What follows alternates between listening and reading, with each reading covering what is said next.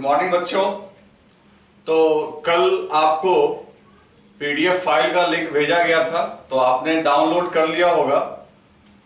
कल भी मैंने लिंक भेज दिया। इसके पिछले वाले वीडियो में, मतलब कल आपका 17 नंबर था, उसमें भी पीडीएफ का फाइल गया, 16 वाले में भी गया। दोनों के थ्रू आपको लिंक भेजा गया, तो आप उसको डाउनलोड कर लीजिए और प्रॉब्लम को सॉल्व कीजिए। ठीक है, तो आज हम लोग पढ़ेंगे उसी ईएफएलएस के बाकी बचे हुए प्रॉपर्टीज को। प्रॉपर्टीज ऐसे तो हमने लिख ही दिया था आपको 9, कुछ आज मैं उसमें से एक्सप्लेनेशन दूंगा और क्वेश्चंस करेंगे कि एग्जाम में कौन कौन से क्वेश्चन ईएफएलएस के ऊपर आए हैं, जेईई मेन में या फिर जेईई एडवांस में या नीट में। उन प्रॉब्लम्स को मैं आज करूंगा। ओके, तो आप थोड़ा ध्यान से देखें कि क्या है। तो सबसे पहले दोस्तों हम लोग यहां पे क्वेश्चन लेते हैं। आप याद करो, कल मैंने आपको बताया था कि इलेक्ट्रिक फील्ड लाइंस जो होती हैं वो क्लोज लूप नहीं बनाती हैं, क्योंकि क्लोज लूप बनाने से वो उस फील्ड को रिप्रेजेंट करने लगेंगी जो नॉन कंजर्वेटिव इन नेचर। जबकि हमारा यहां पे क्या है, electrostatic electric field. Electrostatic electric field का मतलब ये हुआ कि ये चार्ज से पैदा हुआ इलेक्ट्रिक फील्ड है, तो चार्ज से जो इलेक्ट्रिक फील्ड पैदा होगा वो कंजर्वेटिव ही होगा, इसलिए वो क्लोज लूप नहीं बनाएगा। फिर मैंने आपको क्या बोला था कि क्लोज लूप बना सकता है, लेकिन वो फील्ड कैसी होगी, नॉन कंजर्वेटिव। जो हम लोग मैग्नेटिज्म में पढ़ेंगे, जब फैराडेज लॉ ऑफ इंडक्शन पढ़ रहे होंगे, तो वहां पे वो आएगी। तो आपको दिमाग में एक बात आ सकती है कि सर ऐसा क्या है कि क्लोज लूप से वो नॉन कंजर्वेटिव क्यों हो जाएगा। तो मैं पहले इसको आज प्रूव करूं कि ये क्लोज लूप नॉन कंजर्वेटिव क्यों हो जाता है ना। तो नॉन कंजर्वेटिव कंजर्वेटिव का पहले हम आपको बता दें एक बार, फिर देखिए। तो क्वेश्चन है हमारा, why the field having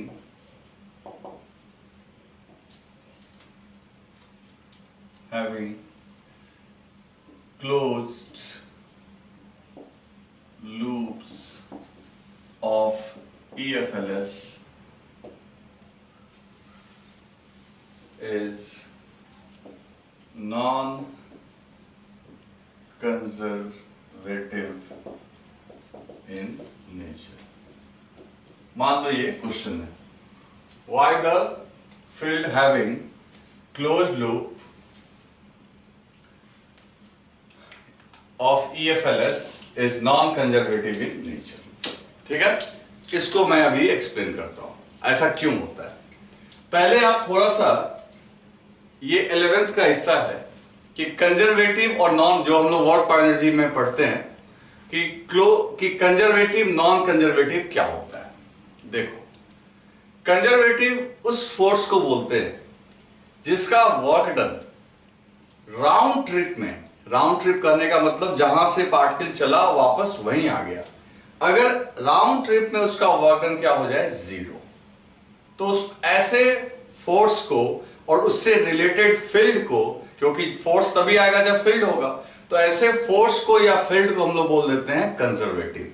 यानी राउंड ट्रिप में वर्क डन क्या होना चाहिए, जीरो। राउंड ट्रिप का मतलब जहां से चला वापस वहीं आ गया, तो वो हो जाएगा कंजर्वेटिव।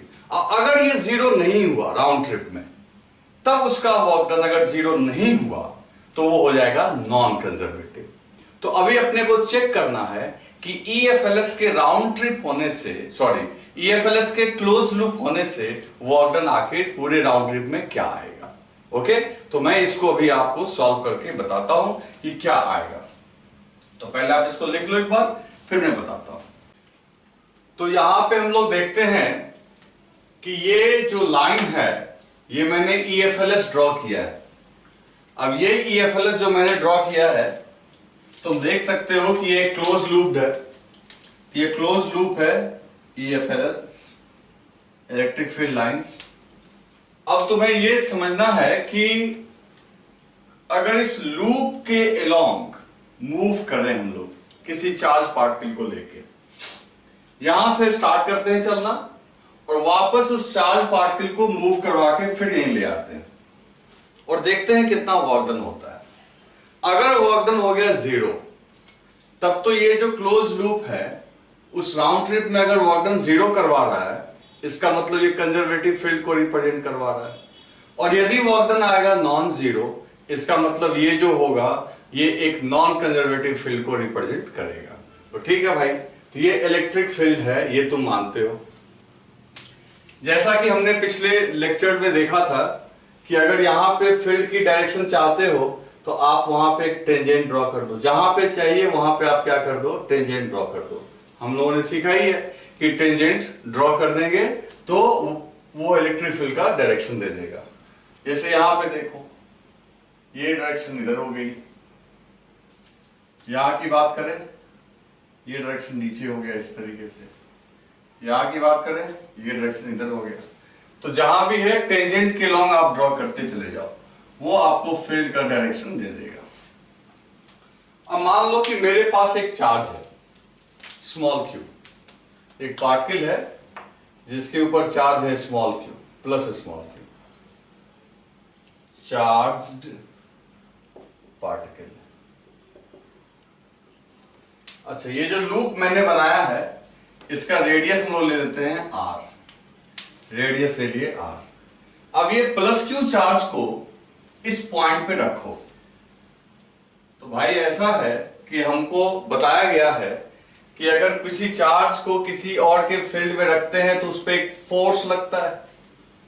फॉर्मूला क्या था बच्चों, याद करो, force equals to charge sign के साथ इनटू इलेक्ट्रिक फील्ड, यही बताया गया था आपको वेक्टर फॉर्म में।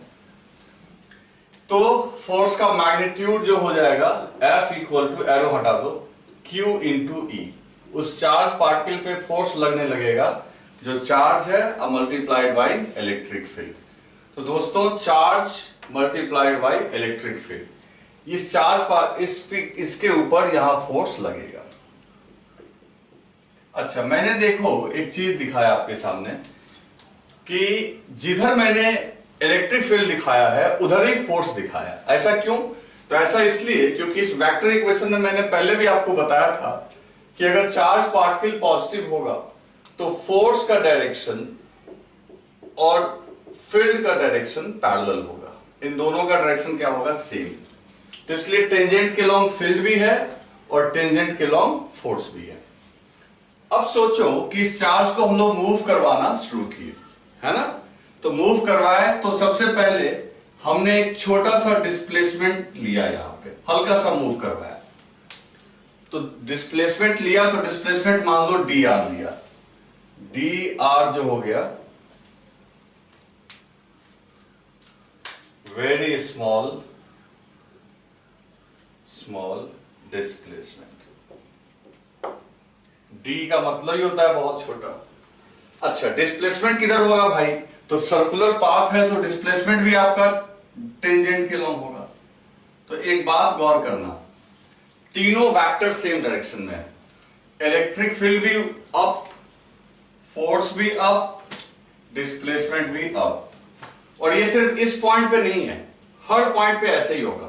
मान लो इसी चार्ज को मूव करवाते हुए तुम यहां पहुंच गए, तो जब वहां पहुंच गए तो देखो इलेक्ट्रिक फील्ड इधर है, तो कहने की बात नहीं है कि फोर्स भी आपका इधर ही होगा टेंजेंट के लॉन्ग, और छोटा सा डिस्प्लेसमेंट अगर यहां कंसीडर करेंगे तो वो भी होगा टेंजेंट के लॉन्ग।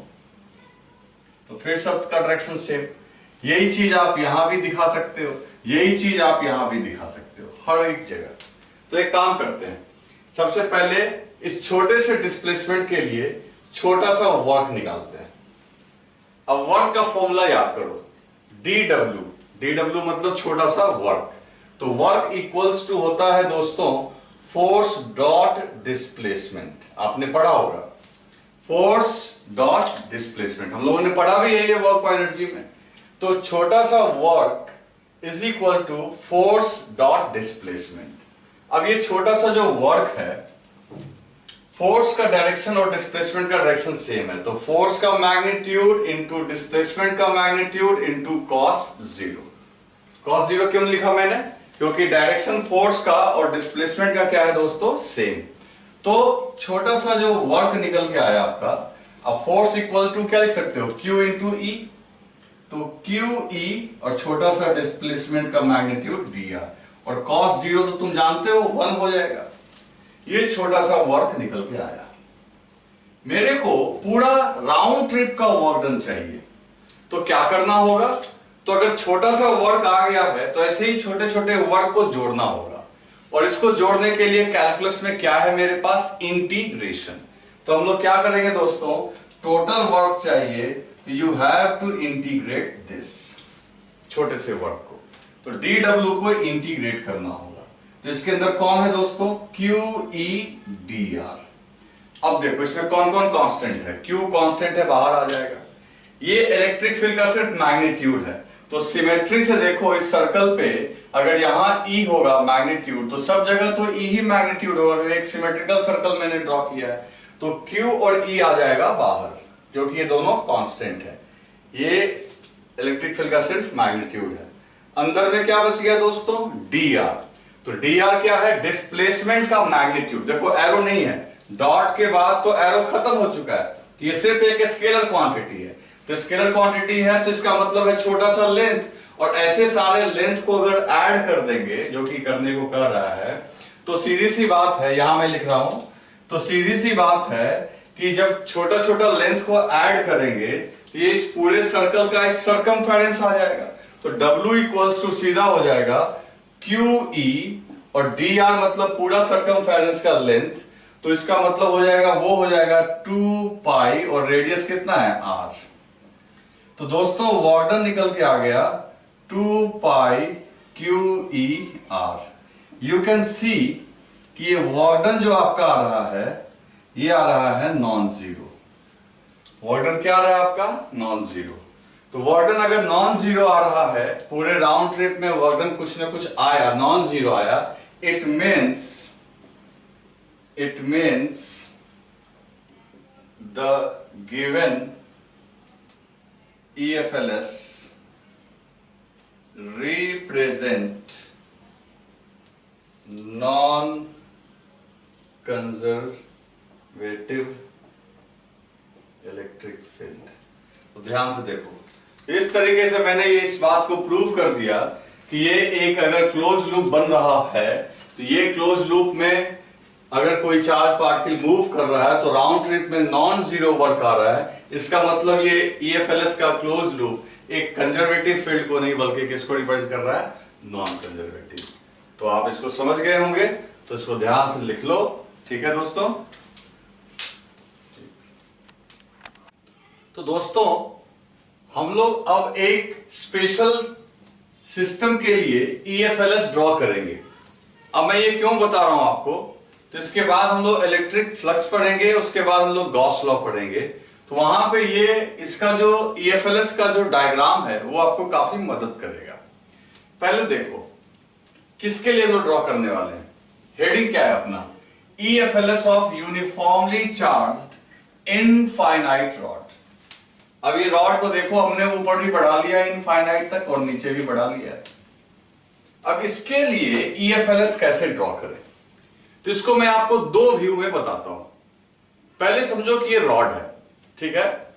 अब ये इनफाइनाइट है, आपको इतना पोर्शन दिख रहा है, इसके ऊपर भी बहुत, इसके बहुत नीचे भी है, जो आपको यहां पे दिख रहा है। तो आप जस्ट याद करो कि रॉड के किसी पॉइंट P पे इलेक्ट्रिक फील्ड जो अपना निकल के आया था इनफाइनाइट के केस में, वो इस डायरेक्शन में आया था, ऐसे आया था। याद होगा आपको, ऊपर वाला DL इधर पुश किया, ये DL इधर पुश किया, तो रिजल्टेंट कहां आया था? बीच में। तो इस तरीके से ये इलेक्ट्रिक फील्ड इधर आया। यहां देखोगे तो यहां भी इधर ही होगा, यहां भी इधर ही होगा। आपको फॉर्मूला भी याद होना चाहिए, एक बार मैं फिर लिख देता हूं, फॉर्मूला याद करो। क्या था? λ/2 पाई एप्सिलॉन नॉट r, है ना दोस्तों। जहां r क्या था? Perpendicular distance. मैं इसको रब कर देता हूं, बस आपको याद दिला दिया। और सेमी इनफाइनाइट होता तो 2√2। ओके, फॉर्मूला को बीच बीच में आप याद करते रहो, नहीं तो भूल जाओगे फिर उसको। ठीक है, अब देखो, चाहे ये पॉइंट हो या ये पॉइंट हो या वो पॉइंट हो, अगर ये इनफाइनाइट है तो सिमेट्रिकली ये सारे पॉइंट्स एक जैसे ही होंगे। तो इसका मतलब है सब जगह कहीं भी अगर हम फील्ड देखें तो रॉड के लेंथ के परपेंडिकुलर ही होगा। है ना दोस्तों। ठीक इस साइड किधर होगा, तो इस तरफ आपका दिस ऐसे होगा, कहीं भी होगा तो रॉड के परपेंडिकुलर ही होगा, किसी कहीं भी डायरेक्शन होगा। तो बोर्ड तो चूंकि आपका 2 डायमेंशन है, देखो 2 डायमेंशन है मतलब आप या तो आइदर राइट या लेफ्ट दिखा सकते हो, लेकिन इसके अलावे एक रॉड से तो ऐसा नहीं है कि फील्ड सिर्फ इस तरफ और इस तरफ होगा, इधर भी होगा, इधर भी होगा, इधर भी होगा। मतलब इसके राउंड, अगर इसको सराउंड करेंगे एक सर्कल से तो हर जगह फील्ड होगा और बाहर की ओर ऐसे ऐसे होगा। लेकिन हम लोग को तो खैर 2 ही दिखेगा। तो देखो मैं यहां क्या ड्रॉ कर रहा हूं, मैं यहां पे ड्रॉ कर रहा हूं इस तरीके से, और फिर हम लोग उसको क्रॉस चेक करेंगे कि वो सही है या गलत है। देखो ये रहा आपका फील्ड के लिए लाइंस, देखो ऐसे मैंने ड्रॉ कर दिया, ये सारे एरो, ये जो एरो ड्रॉ किए जा रहे हैं ये एक यूनिफॉर्मली चार्ज्ड इनफाइनाइट रॉड के लिए EFLS को दिखा रहा है।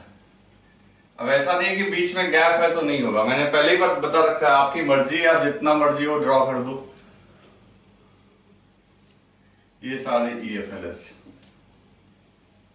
ये सारे EFLS।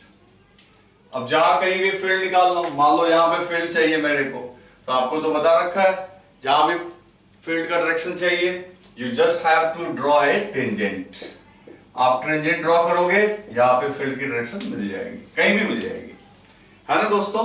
अब ऐसा नहीं है कि इधर इधर आपके तरफ भी होगा, कैमरा की तरफ भी होगा, इधर भी होगा, उधर भी होगा, लेकिन बोर्ड पे तुम लोग 2 ही तरफ दिखा सकते हैं। अच्छा इसको हम लोग चाहें तो बोल सकते हैं लॉन्गिट्यूडिनल व्यू, क्योंकि ये सामने से दिख रहा है, ठीक है ना दोस्तों। तो दोनों तरफ। अच्छा अगर ये पॉजिटिव चार्ज की जगह नेगेटिव होता तो ये जो एरो तुम्हारा बाहर जा रहा है, ये बाहर जाने की बजाय इसके ऊपर आके टर्मिनेट करता। तो ये जस्ट लाइक समझो कि एक सिलिंड्रिकल रॉड है और इसके चारों तरफ रेडियली आउटवर्ड फील्ड है, हर लेवल पे आप देख सकते हो, ठीक है ना। अब इसी को अगर क्रॉस सेक्शनल व्यू में देखें तो क्रॉस सेक्शनल व्यू का मतलब समझो, जैसे ये रॉड है तो अभी सामने से दिखेगा लॉन्गिट्यूडनल। अगर इसी रॉड को हम लोग ऊपर से देखेंगे, है ना, ऊपर से देखेंगे तो ऊपर से अगर देखने पे तो सिर्फ एक पॉइंट नजर आएगा, ऊपर से देखोगे तो सिर्फ एक पॉइंट नजर आएगा, सामने से पूरी लेंथ नजर आएगी, ऊपर से सिर्फ एक ये सर्कल नजर आएगा। तो क्रॉस सेक्शनल व्यू में आपको ये दिखेगा just like point charge, cross sectional view में ऐसा दिखेगा।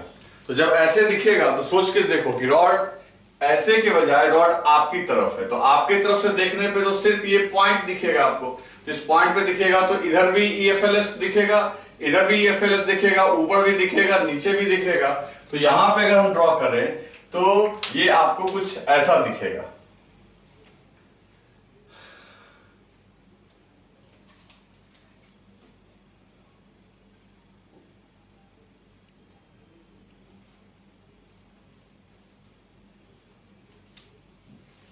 है ना। अब ये आपको 1 सेकंड के लिए लग रहा होगा कि ये पॉइंट चार्ज का मैंने बना दिया, जैसा कि हमने पॉइंट चार्ज का देखा हुआ है पहले, लेकिन आप ये समझो कि ये पॉइंट चार्ज तो एक पॉइंट पे ही होता है, ये पॉइंट बस आपको देखने में ऐसा फील हो रहा है, अदरवाइज हर जगह आपका ऐसा ऐसा है, जिसको हम लोग क्रॉस सेक्शनल व्यू बोल सकते हैं।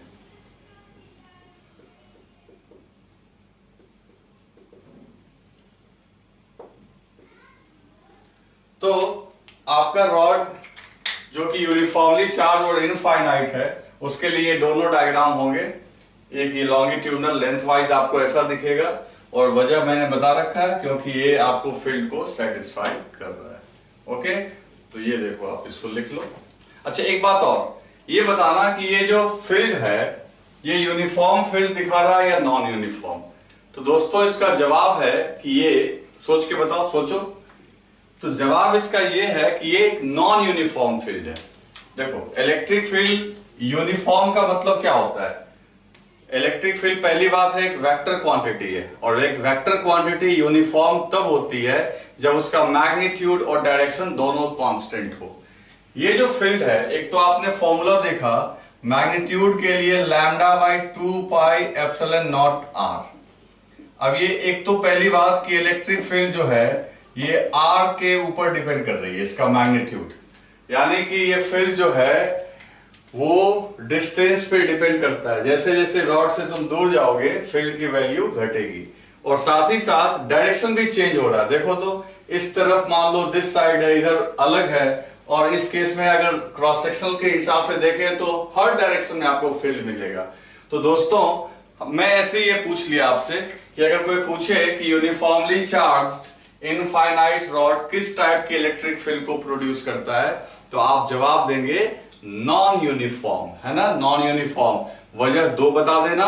पहला वजह ये बताना कि इस फील्ड का मैग्नीट्यूड डिस्टेंस पे डिपेंड करता है, मतलब अलग अलग डिस्टेंस पे फील्ड का मैग्नीट्यूड अलग अलग होगा, और साथ ही साथ डायरेक्शन भी आप देख सकते हो अलग अलग होगा। तो ये फील्ड किस कैटेगरी में आ जाएगा, नॉन यूनिफॉर्म, है ना, किस किस में आ जाएगा, नॉन यूनिफॉर्म। तो दोस्तों अभी तक हमने EFLS जो भी देखा है वो सब नॉन यूनिफॉर्म फील्ड का था, क्योंकि तुम्हारे सामने अभी तक यूनिफॉर्म फील्ड आया ही नहीं है। जैसे देखो मैं क्या बोलने वाला हूं, पॉइंट चार्ज का फॉर्मूला तुमने पढ़ा Q by 4 pi epsilon not R square, है ना, इसी को KQ बाई R स्क्वायर भी बोलते थे। फिर आपने आर्क का पढ़ा, तो आर्क वाले में भी ये डिस्टेंस वाला फैक्टर था, रेडियस वाला फैक्टर था। देखो जाके फॉर्मूला याद है कि नहीं याद है, फॉर्मूला हमेशा याद होना चाहिए आर्क वाले का भी। चाहे सेमी सर्कुलर रिंग का देखा, या फिर रिंग के एक्सिस पे देखा, या सेमी इनफाइनाइट का देखा। सेमी इनफाइनाइट का याद करो क्या होता है, फॉर्मूला हर याद होना चाहिए दोस्त। क्या था सेमी इनफाइनाइट का, 2√2 pi epsilon not R। Infinite का क्या था, lambda by 2 pi epsilon not. Semi infinite में √2 लगा दोगे, पूरा फाइनाइट में ये √2 हटा दोगे, है ना दोस्त। तो ये सब हम लोग पहले से पढ़ चुके हैं।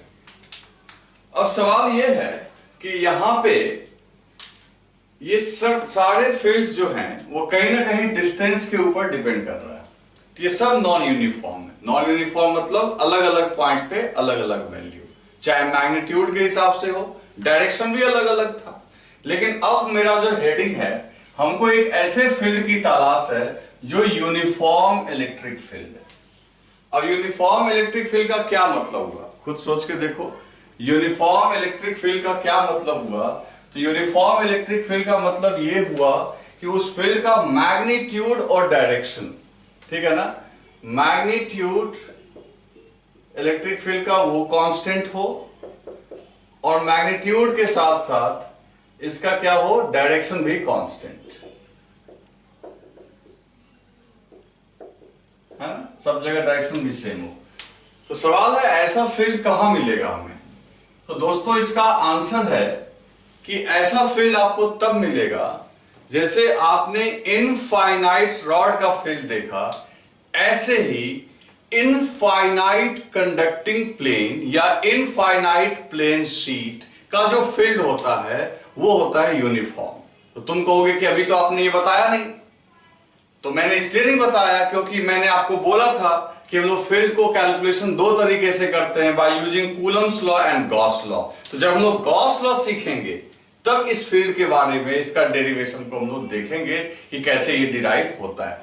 लेकिन इसका EFLS मैं यही बताऊंगा जिससे कि आपको समझने में आसानी हो, ठीक है। तो यहां पे हम लोग इस यूनिफॉर्म इलेक्ट्रिक फील्ड के लिए हम लोग अभी एक एग्जांपल लेते हैं, और वो एग्जांपल देखो मैंने बोर्ड पे लिखा है, uniformly charged infinite conducting plane.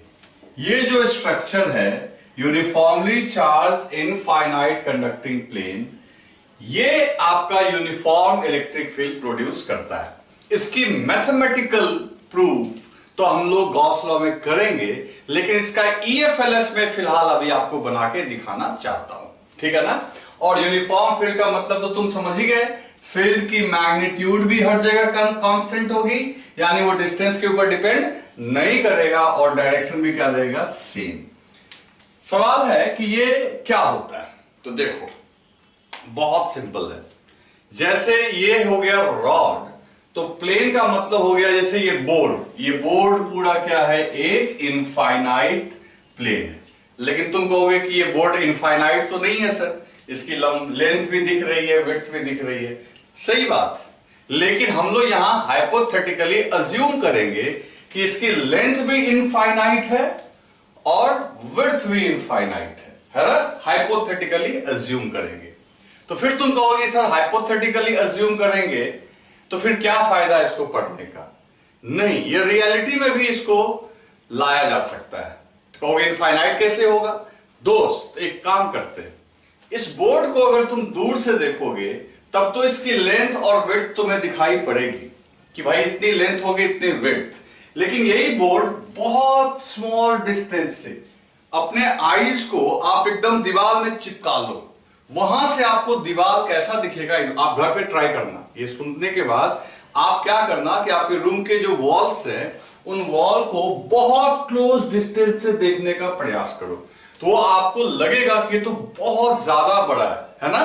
तो मेरा क्या करना है कि ये बोर्ड जो कि आपको लग रहा है फाइनाइट साइज का, ये इनफाइनाइट की तरह काम करेगा अगर यहां पे बहुत क्लोज डिस्टेंस वाले पॉइंट्स के लिए काम करे तो।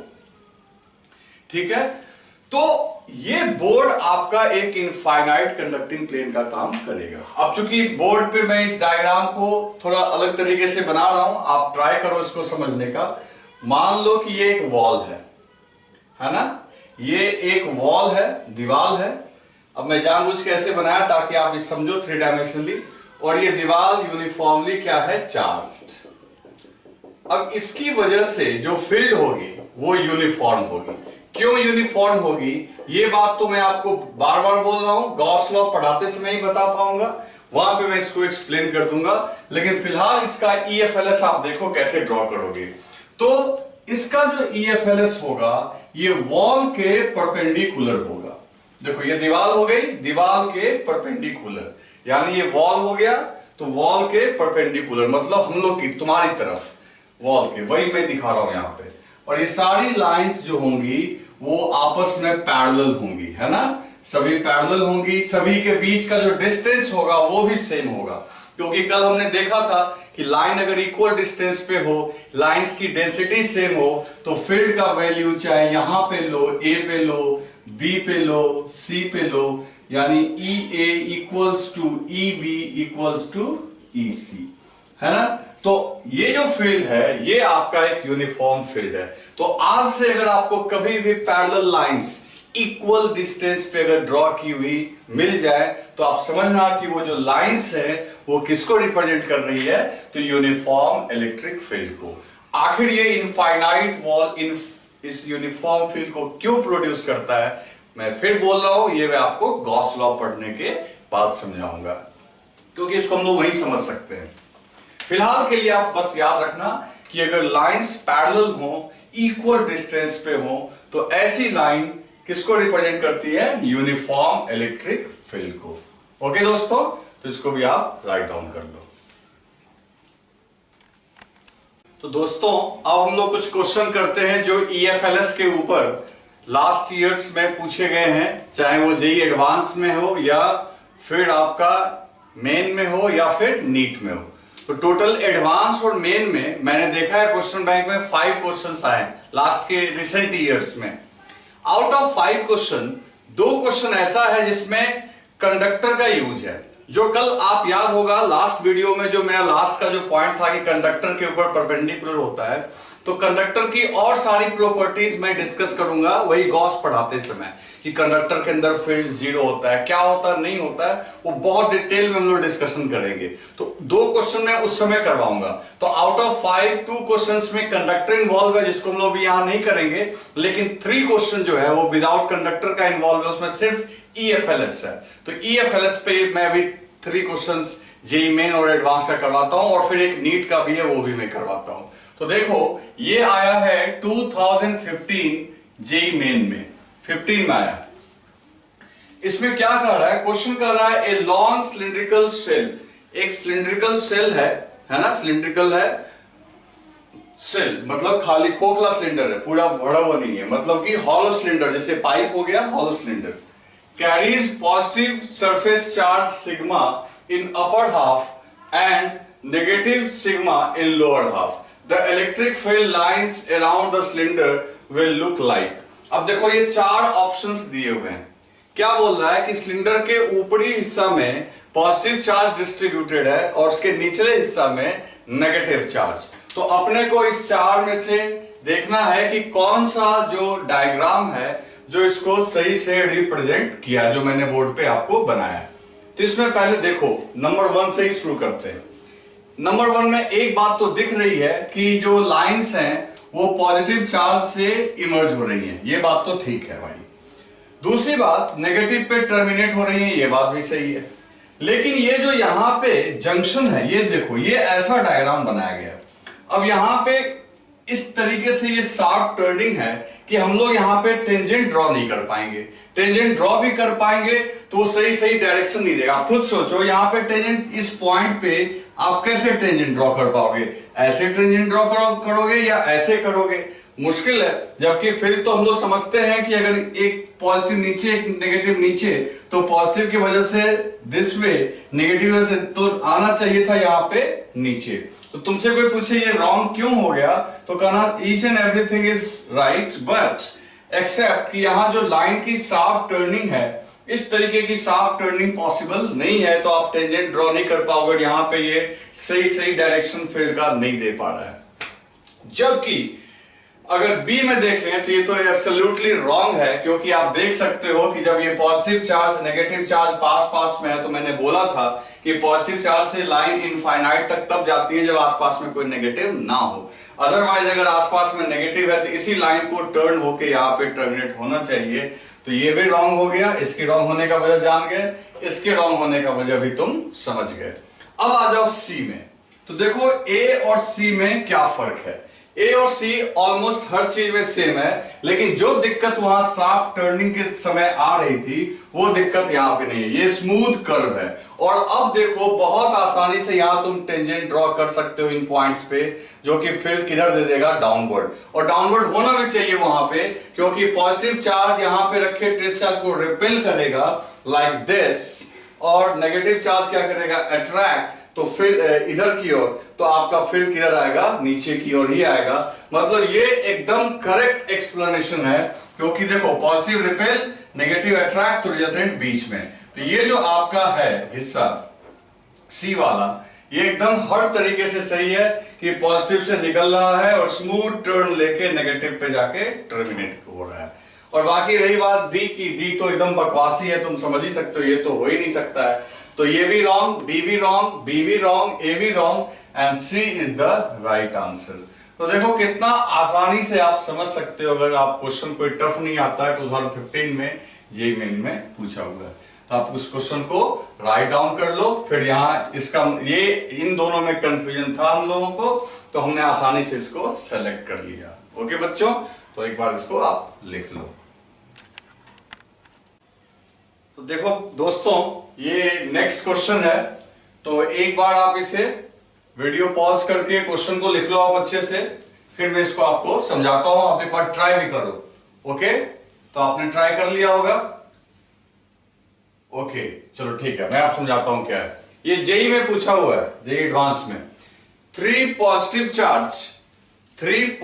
Charge of equal value Q are placed at the vertices of an equilateral triangle.